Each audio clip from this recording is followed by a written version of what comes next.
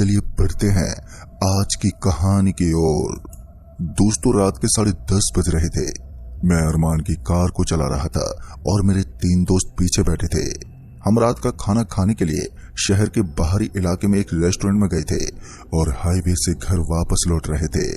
ये एक अंधेरी सुनसान सड़क थी जिसमें कोई स्ट्रीट लाइट भी नहीं थी और कार के अंदर पीछे की सीट पर बैठे 3 दोस्त लगातार हंसी मजाक कर रहे थे कि सड़क कितनी डरावनी थी और उन सभी ने कुछ भूतिया बच्चों की कहानियां सुनी थी जो सड़कों पर नंगे पैर दौड़ते रहते थे।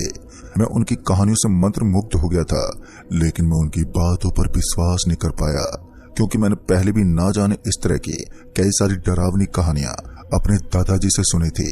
मगर जैसे जैसे दिन बीतते गए और उम्र बढ़ती गई, वैसे वैसे इन चीजों से विश्वास उठता गया।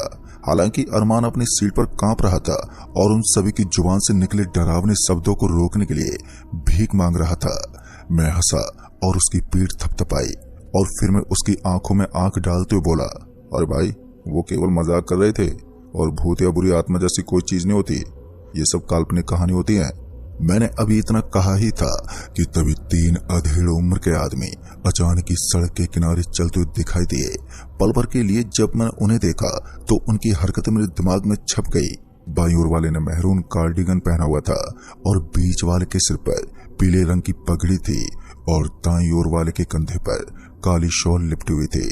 उनकी मौजूदगी इतनी अचानक से हुई थी कि मैंने उन्हें मरने से बचाने के लिए कार को भयंकर तरीके से घुमा दिया, जिससे पीछे बैठे सभी जने अपनी अपनी सीट से नीचे गिर पड़े और हम सभी का दिमाग कुछ पलों के लिए बुरी तरह से चकरा गया था।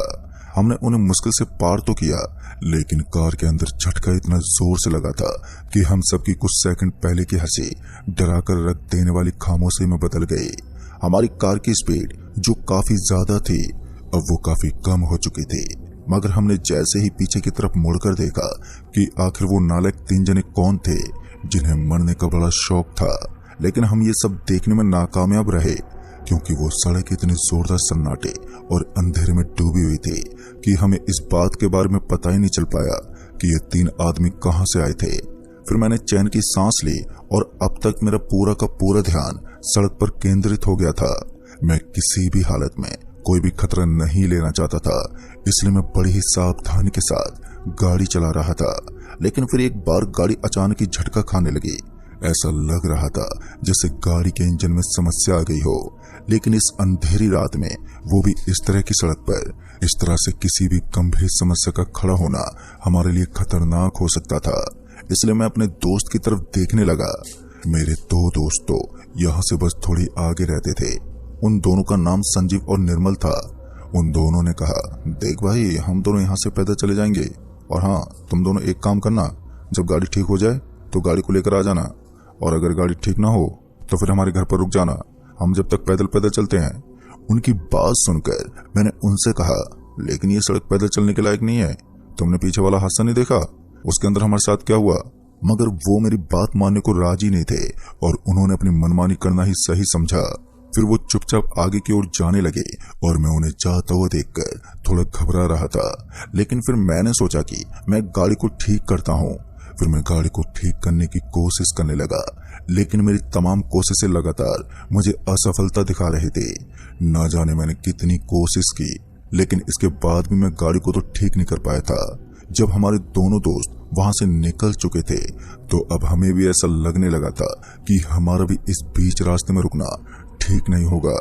अब तक हम दोनों दोस्त अकेलेपन में करीब 20 मिनट तो बिता चुके थे, लेकिन इसके बाद भी हमें वहां से निकलने का कोई रास्ता नजर नहीं आ रहा था। अब सिर्फ एक ही रास्ता था और वो था हमारी पैदल यात्रा।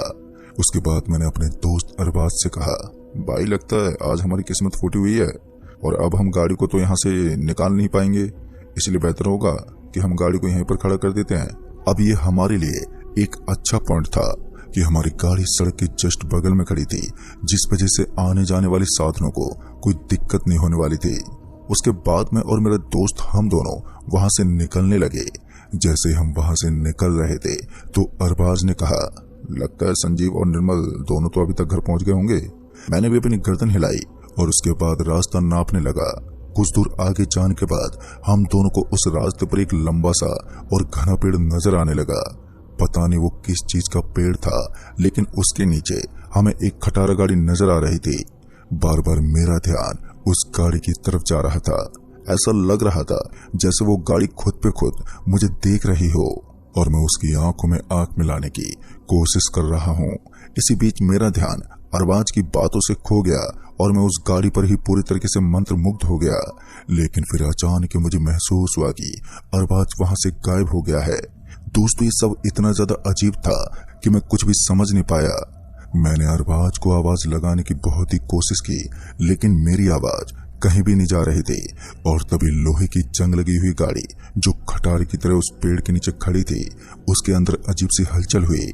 जैसे मैंने उस तरफ देखा तो मैंने पाया कि वहां पर पत्ते उड़ रहे थे और हल्की हल्की हवा चल रही थी। धूल का हल्का सा बादल वहां पर चारों तरफ मंडराने लगा था। ऐसा लग रहा था जैसे कि वहां पर छोटा बवंडर आया हो। अरबाज को पहले तो मैं काफी देर तक आवाज लगाने लगा, लेकिन उसका कोई जवाब ही नहीं आ रहा था। इस चीज ने मुझे और भी ज्यादा हैरान करके रख दिया था, क्योंकि पल भर में ही वो बंदा कहां पर गायब हो गया। मैं अपना सर खुजलाते हुए इधर उधर देख रहा था, लेकिन वो मुझे अभी तक कहीं भी नजर ही नहीं आ रहा था। तभी फिर से वहां पर एक अजीब सा सन्नाटा पसर गया। इस सन्नाटे के अंदर मैं अपनी दिल की धड़कनों को धड़कते हुए साफ साफ सुन सकता था। और तभी धीरे धीरे मेरे पैर उस गाड़ी की तरफ बढ़ने लगे। मैं जानना चाहता था कि उस गाड़ी की तरफ से आने वाली ये हलचल किस चीज की वजह से हो रही थी। इतना तो साफ हो चुका था कि उस पुरानी और लोहे की जंग लगी हुई गाड़ी के अंदर किसी का मौजूद होना नामुमकिन था, लेकिन फिर भी उसके अंदर से होने वाली हरकतों ने मुझे अपनी ओर खींचना शुरू कर दिया। अब मैं ना चाहते हुए भी उस गाड़ी को करीब से देखना चाहता था। दोस्तों, उसके बाद जैसे मैं उस गाड़ी के करीब पहुंचने वाला था तो मुझे अचानक ही हंसने और खेलने की आवाजें आ रही थी। ये नॉर्मल आवाज नहीं थी, और इस आवाज को सुनकर मुझे ऐसा लग रहा था जैसे मेरे आसपास में कुछ बच्चे खेल रहे थे। अंधेरा होने की वजह से सब कुछ साफ साफ भी नजर नहीं आ रहा था, और ऊपर से मेरे पास जो मोबाइल था उसकी टॉर्च की रोशनी इतनी तेज भी नहीं थी कि मैं दूर दूर तक देख सकूं। लेकिन उसकी रोशनी की सहायता से मैं गाड़ी के एकदम पास पहुंच गया था। तभी मुझे गाड़ी के अंदर होने वाली वो सारी बातें याद आने लगी, जिनके अंदर 3 बच्चे कपड़े खोलकर सड़क पर नाचते थे और उन्हीं की वजह से सड़क ब्लॉक कर दी गई थी। खास करके रात में उस सड़क को ब्लॉक किया जाता था, क्योंकि रात में उस रास्ते से गुजरने का मतलब था अपनी मौत को दावत देना। धीरे धीरे रास्ता तो खुलने लगा था, लेकिन उसके ऊपर से यात्री लोग बहुत ही कम गुजरते थे। उसकी एक वजह यह भी थी, वो थी डर और दहशत। खैर, अब मेरे लिए इस जगह से निकलना काफी ज्यादा जरूरी हो गया था। अगर मैं थोड़ी देर भी और यहाँ पर रुकता तो मेरे ऊपर खतरा और भी ज्यादा बढ़ सकता था। कुछ देर तक तो मैं इधर उधर देखता रहा, लेकिन तभी मुझे उसी गाड़ी के अंदर फिर से हलचल होते हुए नजर आई। मैं उस खंडर गाड़ी के जस्ट सामने था, और फिर जैसे मैंने उस गाड़ी के अंदर नजर दौड़ाई तो मैं ऊपर से लेकर नीचे तक पूरा हिल गया था। तभी मैंने देखा कि मेरा दोस्त अरबाज उस गाड़ी के एक पाइप के अंदर फंसा हुआ था। उसके जबड़े के अंदर कांच फंस गए थे और वो सारा लहूलुहान हो गया था। ये नजारा देखकर मेरे रोंगटे खड़े होने लगे और मेरी सांसें ऊपर नीचे हो रही थी। अरबाज को इस हालत में देखकर मैं उसे छूने वाला था कि तभी किसी ने मुझे पीछे से पकड़ लिया, और जैसे मैं पीछे मुड़ा तो मुझे वहां पर एक हट्टा कट्टा आदमी नजर आ रहा था। अंधेरा होने के कारण मैं उसे देख नहीं पाया, और इसी बीच मेरे फोन भी मेरे हाथ से छूटकर नीचे गिर गया। उसी वक्त उस आदमी ने फोन भी उठा लिया, और अब ये एक नया ट्विस्ट आ गया था कि ये कौन था जिसने अचानक मेरे कंधे को पकड़कर मुझे पीछे की तरफ खींच लिया था। यही जानने के लिए मैं उतावला हुए जा रहा था। फिर जैसे मेरी नजर उसके चेहरे पर पड़ी तो मेरे तो होश उड़ गए। मैंने देखा कि ये तो मेरा दोस्त अरबाज ही था। फिर गाड़ी के अंदर जिसकी लाश पड़ी हुई थी वो कौन था? मैंने अरबाज को पीछे की तरफ देखने का इशारा किया, लेकिन उसने उस तरफ देखने से मना कर दिया, और फिर वो मुझे वहां से सीधे रास्ते पर ले आया। मैं जानता था कि कुछ बड़ा होने वाला है, जिसकी मैंने कभी कल्पना तक नहीं की थी। एक बार के लिए जब मैंने अरबाज को ऊपर से लेकर नीचे तक देखा, लेकिन उसके अंदर मुझे कोई भी हरकत महसूस नहीं हो रही थी। ऐसा लग रहा था जैसे कि अरबाज एकदम नॉर्मल हो गया है और उसे किसी भी चीज का कोई डर नहीं है। लेकिन ऐसा भी तो हो सकता था कि वो अपने डर को अपने मन के अंदर दबाए हुए बैठा हो। कुछ देर तक तो हम ऐसे ही पैदल पैदल रास्ते पर चलते रहे। लेकिन उसके बाद पता नहीं अरबाज को क्या हुआ कि उसने एकदम से अपने कदमों को पटकना बंद कर दिया। तभी मैंने देखा कि अचानक ही अब अरबाज का शरीर लहूलुहान होने लगा है। अरबाज बिल्कुल उसी स्थिति में पहुंच गया था जिस स्थिति में मैंने उसे उस खटारा गाड़ी के अंदर देखा था, और फिर उसने मुझे पीछे की तरफ खींच लिया था। मुझे तो समझ में नहीं आ रहा था कि आखिर ये हो क्या रहा था। और फिर इसी बीच मैंने अरबाज को पकड़ने के लिए अपना हाथ उसके हाथ की तरफ बढ़ाया, लेकिन अब मैं उसको नहीं पकड़ पाया क्योंकि मेरा हाथ उसके हाथ के आर पार हो चुका था। अरबाज की स्थिति को देखकर मुझे रोना आ रहा था। मैं पूरी तरह से टूट गया था। तभी अरबाज ने कहा, देखो अगर तुम्हें अपनी जान बचानी है तो यहाँ से चले जाओ, और तुम एक गलती बिल्कुल भी मत करना जो मैंने की थी।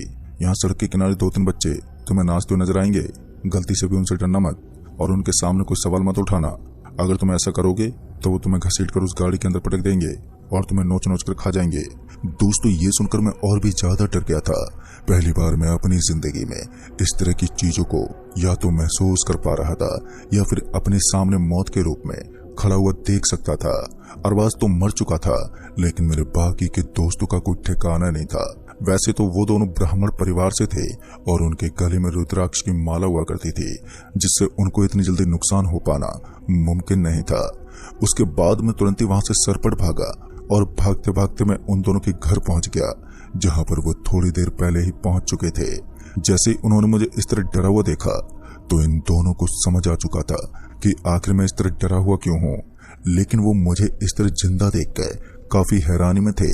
फिर मैंने उन्हें पूरी बात बताई तो उन्होंने बताया कि उनके साथ भी इस तरह की घटना हुई थी, लेकिन वो तो उन लोगों के गले में रुद्राक्ष और हाथों में भगवान की कुछ मालाएं थी, वरना आज वो जिंदा नहीं बचते। जिस तरह से अरबाज मारा गया वैसे ही हम सभी मारे जा चुके होते। हालांकि मेरे गले में भी भगवान हनुमान जी की एक मूर्ति थी, जिस कारण मैं जिंदा बच गया। लेकिन दोस्तों, आज भी जब मैं उस दिन के बारे में सोचता हूँ तो मेरे रोंगटे खड़े हो जाते हैं। आज भी मुझे ऐसा लगता है जैसे अरबाज की मौत का कारण सिर्फ और सिर्फ मैं ही हूँ, लेकिन अब होने को कोई नहीं बदल सकता। उसके बाद अरबाज की डेड बॉडी को उसके घर पहुंचा दिया गया और इस घटना के दर्जे को सिर्फ एक एक्सीडेंट का दर्जा दिया गया। तो दोस्तों, इस कहानी में बस इतना ही।